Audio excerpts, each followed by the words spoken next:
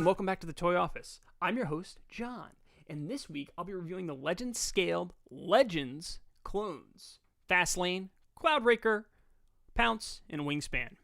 For those of you who don't know, Legends is a subline imprint. It's from the Takara toy line, and I have a box right here. You'll notice it says Transformers Legends. The Autobot clones in particular are LG58. I don't recall off the top of my head what the Decepticon clones were. But regardless, they are clones. And they were available in Japan. So the Transformers clones were two sets of two figures. The Decepticon variant and the Autobot variant. The core gimmick of these guys is that their robot modes look the same, but their vehicle modes are different. They're alternate modes in the case of these two. We'll get into that when we go over the toys themselves, but you should know that their lore is a bit light, which is probably why you've never heard of them. I knew about them primarily because of a Transformers toy collector book, and I read a lot of the TF Wiki just for fun because I'm a nerd.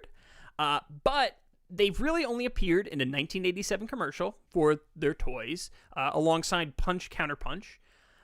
They also made a brief appearance in the Rebirth, which is one of the worst G1 stories, which says a lot.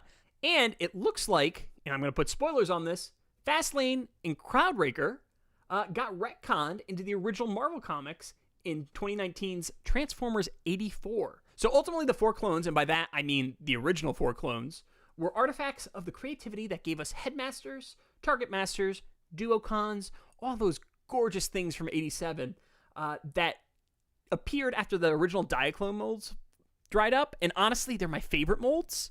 I know that's a controversial opinion, but I really, really, really don't have that much fondness for Wave 1 G1, with the exception of Optimus Prime. Optimus Prime is a solid bot. So is Perceptor. So I want to start with the Autobot clones. I'm going to move the Decepticon clones over to the side. Overall, the colors on these guys work really well in person. When I first saw them online, I thought they were too pink. However, once I got them in hand, the pink just works. It pops nicely against the reds of the heads and the arms. The tan goes well with the pink. And not only that, but the silver tannish paint app that's on the torso really breaks up the pink just right. So you're looking at it and it's fairly interesting. And then, of course, it has these little paint apps on the ankles, which are just simply delightful. I love them both. I should note, however, these guys are the Takara release, as I mentioned before, so if you end up getting the Hasbro releases, they don't necessarily have the same level of paint apping, just as a caveat emptor. They've got some really great tampagraphs. So Cloudraker here has a tampagraph showing his vehicle mode, and a tampagraph of the Autobot symbol. And for those of you who don't know, tampagraphs are effectively painted on decals. There's like a little process where there's multiple layers that get painted and they layer them, and that's how the tampagraph works. So you can look it up online. It's pretty cool. Likewise, Fastlane here has a dragster on his chest, as well as an Autobot tampo. No stickers on these guys, all paint. Now, there are two main drawbacks in this mode, not to mention the lack of waist swivel. For some weird reason, Takara decided that they wanted to cast the hands in black. I don't know if you can pick that up. But these are painted to be a tannish color, which is a bit unfortunate considering the mold had tan plastic on the legs here. And honestly, I think it probably would have looked better with that tan plastic. But I don't really necessarily know the constraints, the types of plastic, all that kind of stuff. I'm not going to give them too much guff over it. As you can see here, Fastlane's in the same boat. Let me see. Doop. Yeah. The second, and probably most importantly, these bots didn't come with their guns. That is a little frustrating for me because the originals had their own guns. I like how those guns look, but I'm also not going to ding this product too much. Mainly because it's just so fun and it's so nice on the shelf just as they are. And quite frankly, I don't even know if I want them to have guns. I might print them up at some point, but I'm really on the fence about it right now. Of the Autobot clones, Fastlane is the worst at hiding his alt mode. A conspicuous spoiler, a backpack, and some wheels on his legs. It's very clearly obvious which clone this is. That being said, because they're sharing so much common engineering, these differences kind of give them character in their own right, and it makes it easier to justify having them both on your shelf in robot mode. And because I like the robot mode so much, I'm not really all that mad about it. Okay, so Fastlane has a fairly simple transformation, which I'm going to run you through right now. First things first, you're going to want to tuck his hands in, like so. The chest bits here have a butterfly action of sorts. I'll let you fold them up. The feet clip together and fold down. And then the head rotates. And your spoiler is in position. And like that, he's a dragster. Now, even for a legend scale transformer, this guy is basic. Clocking in at around 5 steps, I'm fairly certain there are Legion scale bots with more complex transformations. A lot of the movieverse legend scale Legion sized bots are more complicated. While it's a serviceable enough dragster, it definitely looks like Fastlane just laid down and called it a day and, just rolled on his wheels. But to be fair, he does roll pretty nicely, so as a toy, not terrible. He does have one gimmick in this mode, and because he came out in Titan's Return originally, of course, it's Titan Master gimmick. So this chest piece can fold up like so. We'll just fold the hands back in place. And we'll take Legends Nightbeat here and just pop him in that spot. And there you go. He is riding Fastlane. Not much else I can say about it. Fun, simple transformation, nice idle transformation, and that's really about it. So unlike his brother, Fastlane does have a little bit more complexity in his transformation, although overall it's still fairly simple, with many of the same DNA. So first things first, you're going to fold the hands in. Fold these arms up. You'll notice that nothing is attached to the arms on this guy, but that's mainly because all of his real action's in his legs. We'll spin the head around here, just to get that out of the way. And then there's something really cool. We'll fold this bit up out of the way, but the hips on this guy can pull out like so and do a split, and you're going to want to get them to about 90 degrees.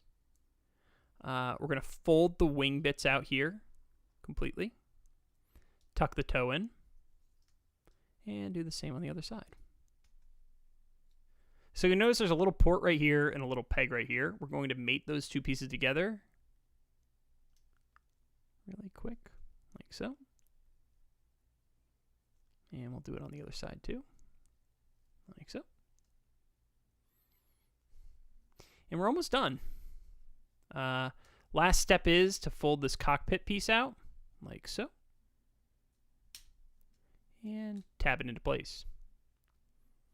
And like that, Cloudraker is done. So in contrast to his brother, Cloudraker here looks a little bit more competently done. He looks more like something than whatever Fastlane looks like. Fairly competently executed Cybertronian jet mode, I'll say. The transformation of the wings is actually fairly fun, and there's some surprising motion in the hips, as I mentioned before, and it feels good every transformation. Cloudbreaker's fold-out cockpit is cast in the same red as his arms, but it has these really nice paint apps. There's a purple from the face and the blue from the visor, which we'll just pop that around, and you can see. So before moving on too far, I do want to point out that he does have the ability to plug in Prime Master weapons in this port right here. This is probably not an intended feature, but it's a happy accident.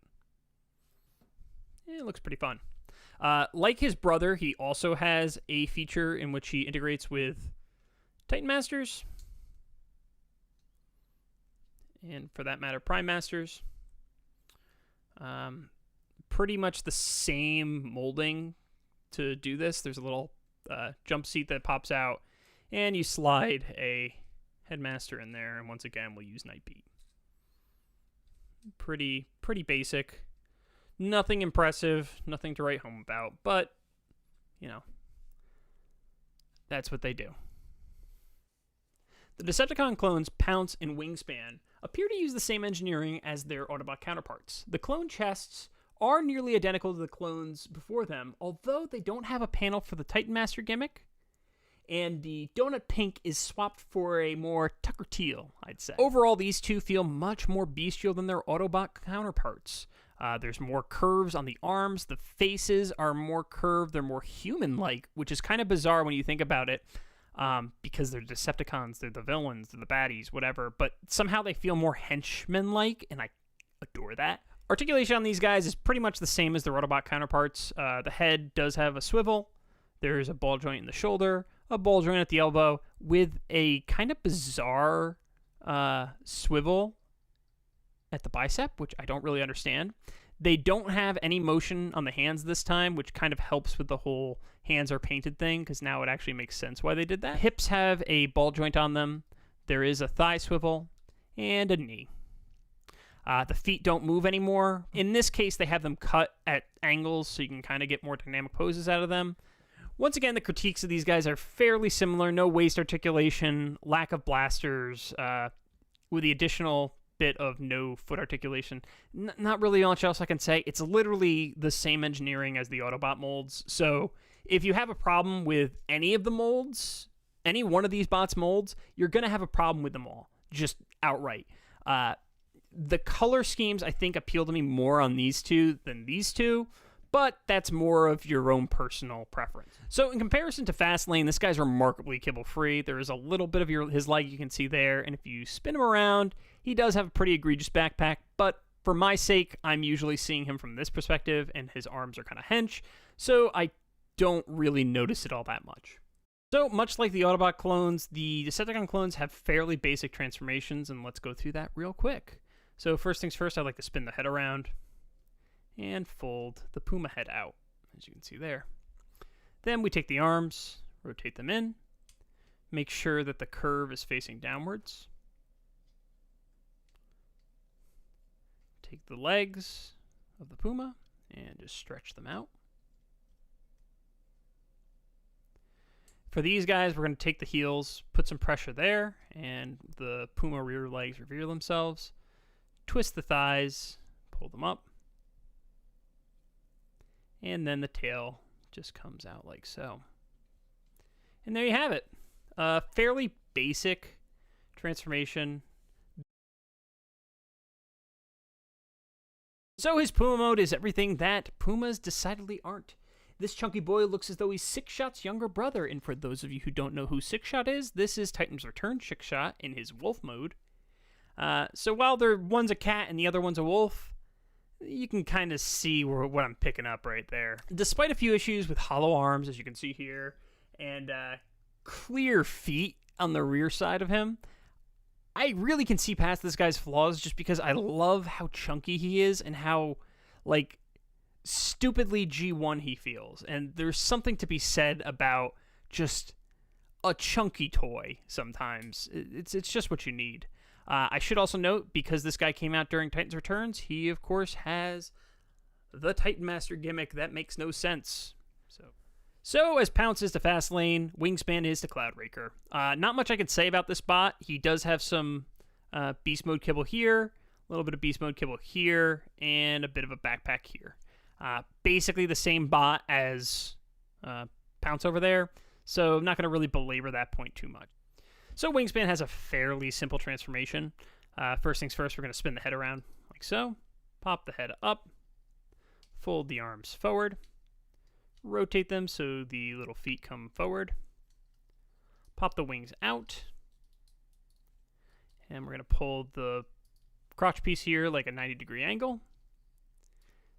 Spin these up and just peg them in like so.